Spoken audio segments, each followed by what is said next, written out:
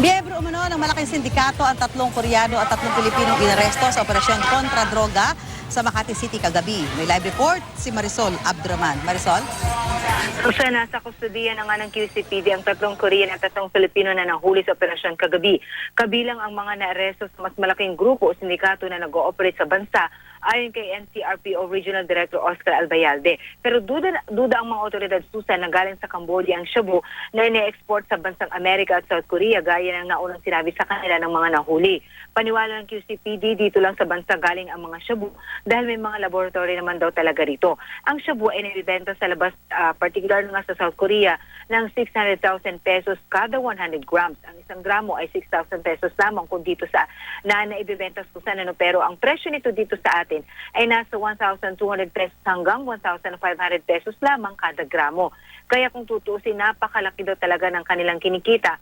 Kaya ito ang kanilang patuloy pa rin daw na ginagawa despite nga itong napakahigpit na ng ating pamahalaan kontra nga dito sa droga. Ang modus nila, Susan, isisiksik ito sa gilid ng mga envelope kasabay ng mga dokumentong ipinapadala.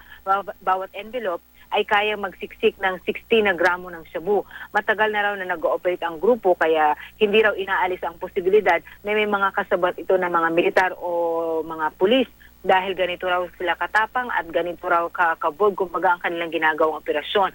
Inaalam din, Susan, kung merong kasabot na shipping and courier service company na ginagamit ang mga suspect. Susan. So, Marisol, ngayon nasaan na itong mga naaresto na ito, itong 6 na katao? Nananatili pa rin sila sa District Special Operations Unit ng QCPD habang inihahanda ang kasong paglabag sa Republic Act 9165. Ito yung Comprehensive Dangerous Drugs Act laban sa kanila. Kaya doon na muna sila sa kustodiya pagka na-file na yung kaso sa kanila, ititingnan kung saan sila i-commit na jail, Susan. So, hindi pa sila na-inquest ngayong araw?